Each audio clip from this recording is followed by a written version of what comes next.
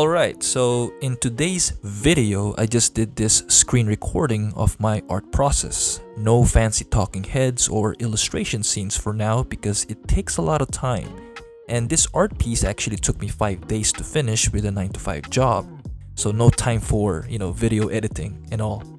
So yeah, my primary focus is to finish this 13 art piece portfolio for me to get an illustration gig in the publishing industry. So this is art piece number 3. So let's get started, and hoping this video will be somehow helpful for your art journey. So as you saw, how I start sketching backgrounds is doing the thumbnail first. I want to make sure it looks good as a small image, because after I am done doing the rough sketch thumbnail, I increase the size of the sketch a little bit so I can refine it. Once I'm done with that, I resize it again and again, refine it until it's filling out the entire canvas. Because it is easy to draw entire composition of a background as a small image. You get to see the overall picture before you add the details, which is far more important. Right now, I am working on the line art, and you might be thinking that I am already going for the details. That is because I have some references of Gravity Falls backgrounds on the other side of my screen. It helps me get an idea what the line style should look like. There are a lot of line style out there, and I believe you should at least observe one artist or artwork for you to study. Along the way, you might create your own genius zone. And what I mean by that is you creating a new art style that you are known for. It is important that your style can adapt to different styles, but sometimes that is not the case. If you want to be recognized in the market, what I've learned is you should at least fill out your portfolio with art pieces that has the same art style to show that you are capable of working with a client long term and capable of drawing that style consistently without any change. So if I'm going to create a portfolio, it should have the same art style. And if I'm planning to experiment in different styles, then that specific style that I'm experimenting will have its own website or page on my website. Same goes with markets. If I have a different style and I'm targeting a different market like toys and games or visual development, editorial, then I have to create a new portfolio website for that. We have to make sure that the ones who are checking our website won't be confused in navigating our work. Once I'm done with all of the art piece of this portfolio, I will create a video on how I'll be working on building a portfolio website. So stay tuned for that.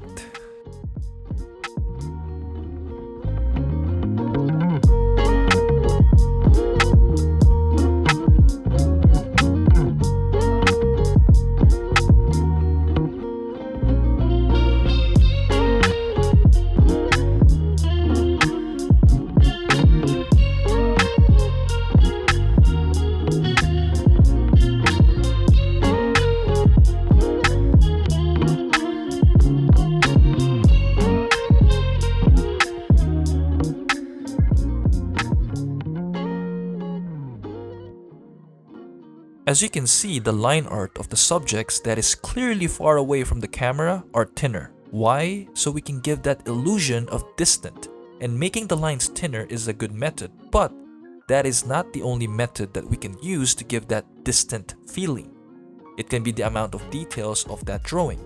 It can be the contrast or the warm and cool colors of that subject. It depends, but I'll be showing that later in the coloring stage. Now this stage is optional. I wanted to create a color sketch palette so I can color pick it once I am now doing the flat colors for real later. I just want to see what my art piece will look like as a finished product, and as you can see, I am doing the color sketch as a thumbnail. Rule of thumb, if your art has a compelling thumbnail, you are on the right direction. So I'm not worrying about the details here, just the overall vibe of the scenery. Once I settle with the line art, I want to give myself an idea of where the characters should be. I'll be drawing the characters once I am done with the rendering of the backgrounds.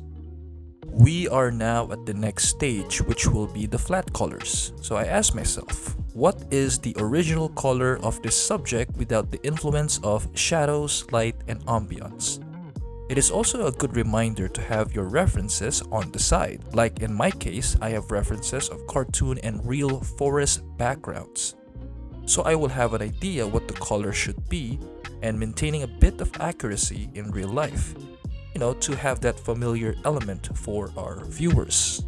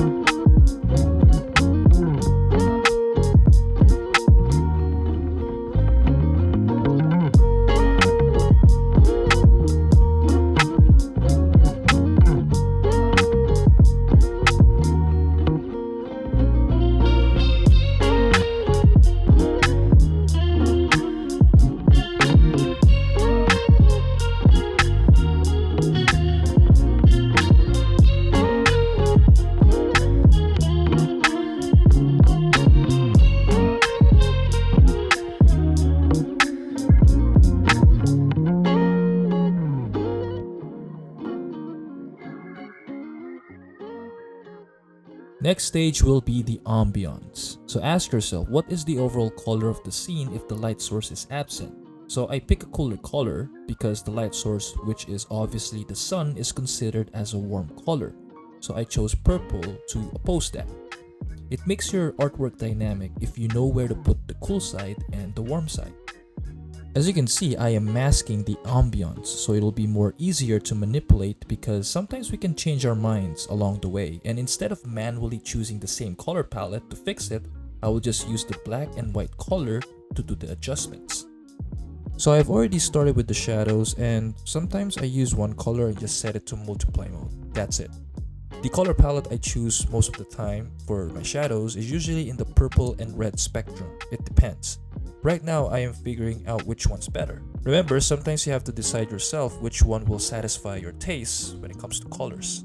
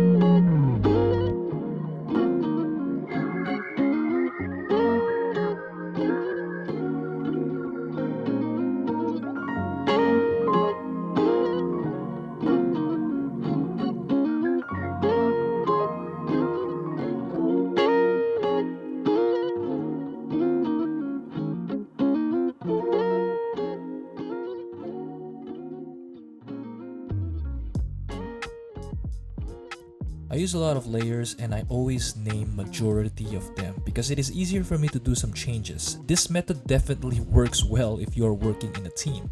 Like as you can see right now, I'm changing some colors and contrast easily because of how I organize my layers.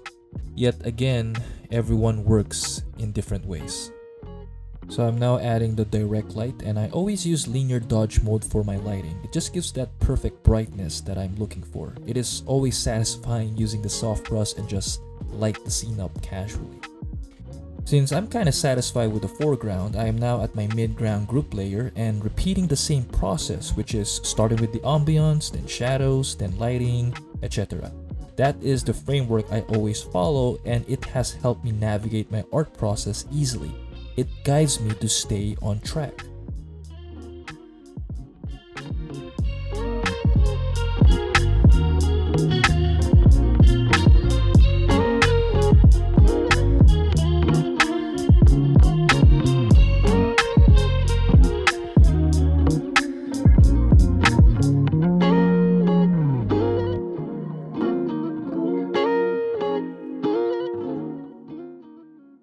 So this stage took me some time because I was experimenting what the color of the mountains should be. I knew from the get-go that the mountain should be cooler to show that distant, another method to present distance by the way.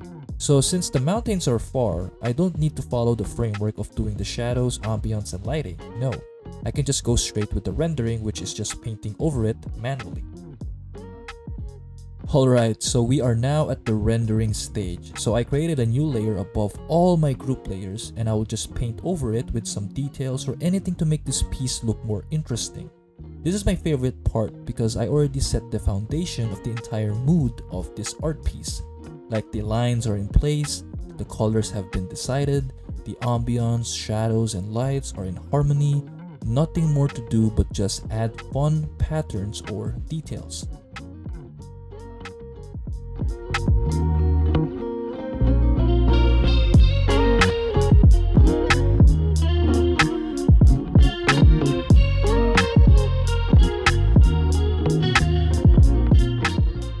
I literally created a separate reference board for the patterns and details. This board is filled with children's book pages I found on Pinterest because I was experiencing some art block on what should the details will look like. So getting another set of references is a good way to actually avoid art block.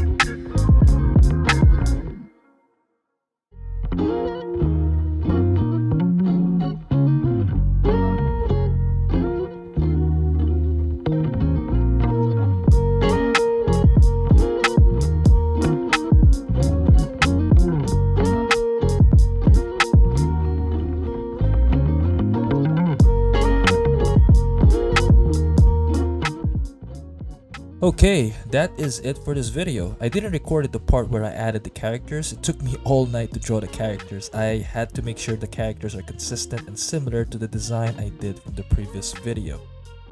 Don't forget to check the black and white version of your art piece to see the values are in check. Like in this case, I made sure the characters will pop and easily seen by the viewers. So I created a fog layer behind the character layers to create that soft light behind them. Anyways, expect that most of my coming videos will just be like this because my priority is to finish this portfolio and get that illustration gig. So once I'm done with this series, I can finally go back and do some videos of what most beginner artists are looking for, like how to color hair or how to, draw proper faces or something like that. But yeah, so stay tuned, and if you made it this far from the video, I appreciate you all. Make sure to leave a like, subscribe to this channel. I post once a week and you don't want to miss it. Anyways, cheers.